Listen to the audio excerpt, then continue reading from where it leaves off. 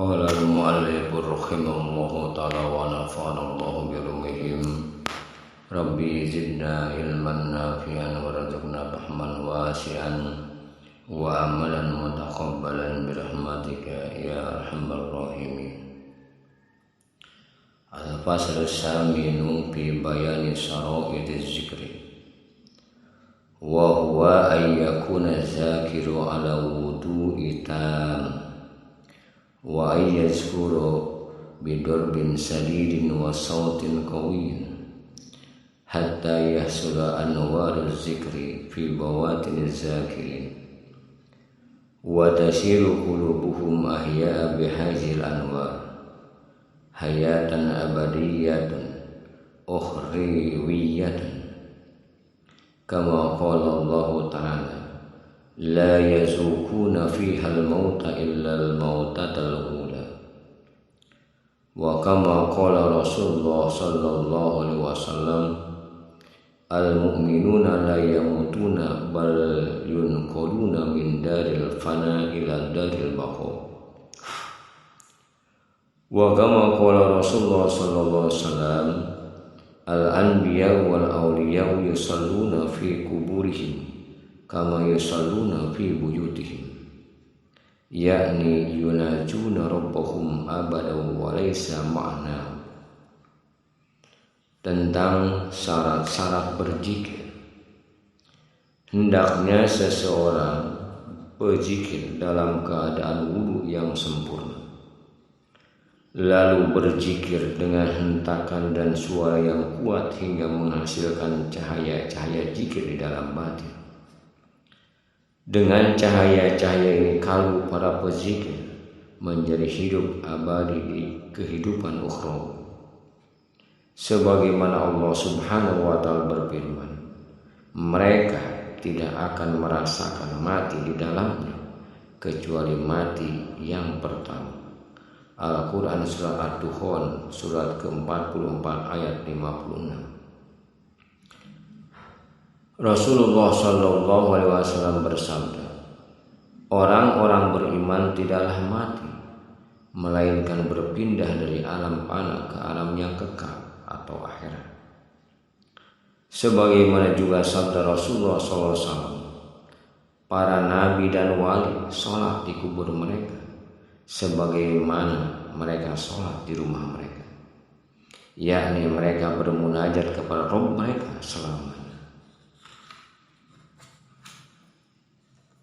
Zahiru sholati minal qiyami war ruku'i was sujudi wal qu'udi bal mujarradul munazati min kibalil abdi wa hadiyatul ma'rifatu min kibalil haq fayakunul alimu mahrum ila Allah ta'ala bi ziyadatil munajati fi qabri kama qala Rasulullah sallallahu alaihi wasallam al musalli yunazi rabbahu fakama la yanamul qulba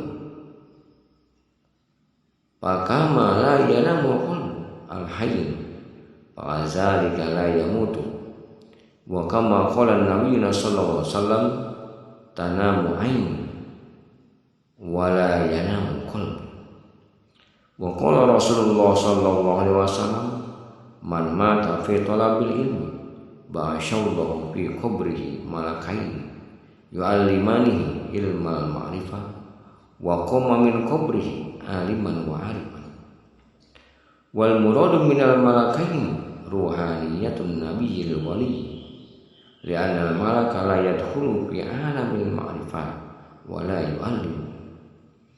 Wa qala an-nabiyyu sallallahu alaihi wasallam kam min rajulin mata zahilan wa qama yaumal qiyamati aliman wa arifan wa kam min rajulin mata aliman wa qama yaumal qiyamati zahilan wa mukhlisan kama qala Allah ta'ala azhabtum thayyibatikum fi hayatikum ad-dunya wastamta'tum biha fal yauma tuzzauna azabal khuni bima kuntum tastakbirun.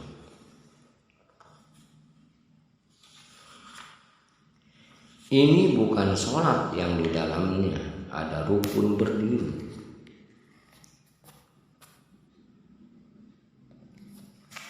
ruku dan sujud, tetapi sholat dalam hati hamba mengaturkan munajat, dan Allah Subhanahu wa ta'ala menghadiahkan ma'rifat, sehingga ahli ma'rifat menjadi mahramnya Allah Subhanahu wa ta'ala.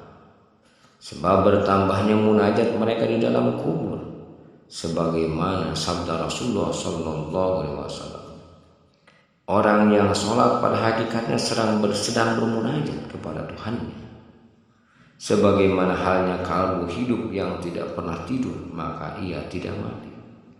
Seperti yang disinggung Nabi sallallahu alaihi wasallam dalam sabda, kedua mataku tidur, tapi kalbuku tidak tidur.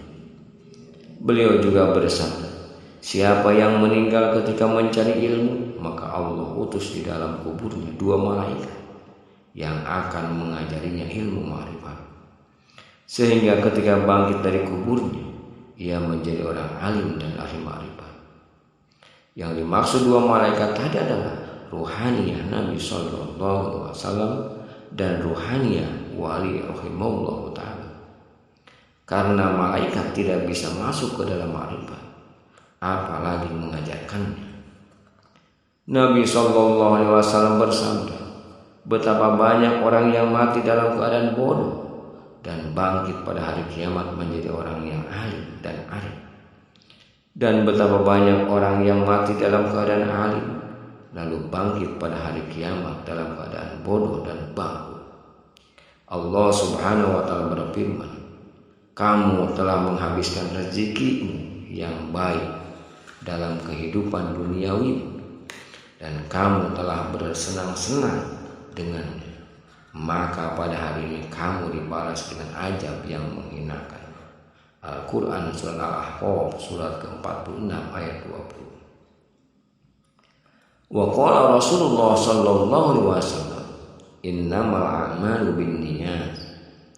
Wa qala Rasulullah sallallahu alaihi wasallam, niyatul mu'mini khairun min amalihi wa niyatul fasiki syarrun min amalihi.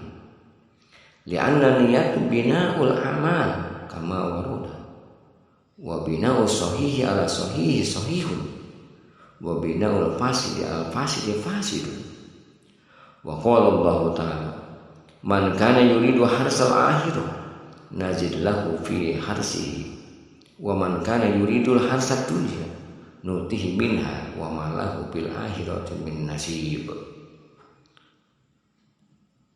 Fal wajibu 'alal 'abdi talabu hayatil qalbi al-ukhrawiyah min ahli talqin bid dunya qabla al-fawatil waqti.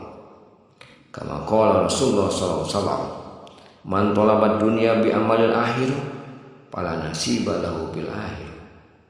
Paina dunia mazratul akhir, pai jalam yajtahu bi haji lam yasud bil akhir. Wal muradu minal mazra'ah ardul wujudil anfusi al afaki. Nabi sallallahu alaihi wasallam bersabda, sesungguhnya amal-amal itu tergantung pada niatnya. Beliau juga bersabda, niat orang mukmin itu lebih tulus daripada amalnya, dan niat orang fasik itu lebih buruk daripada amalnya. Hal itu karena niat merupakan pondasi amal.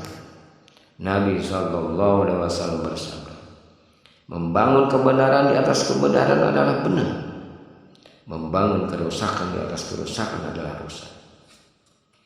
Allah Subhanahu wa ta'ala berfirman, siapa yang menghendaki keuntungan di akhirat akan kami tambah keuntungan itu baginya, dan siapa menghendaki keuntungan di dunia kami berikan kepadanya sebagian dari keuntungan dunia, dan tidak ada baginya suatu bagian pun di akhirat. Al-Quran Surah Asy-Syura surat ke-42 ayat 20. Maka hamba di dunia ini wajib mencari kehidupan kamu di alam lain dan mursyid ahli talqin sebelum waktu habis.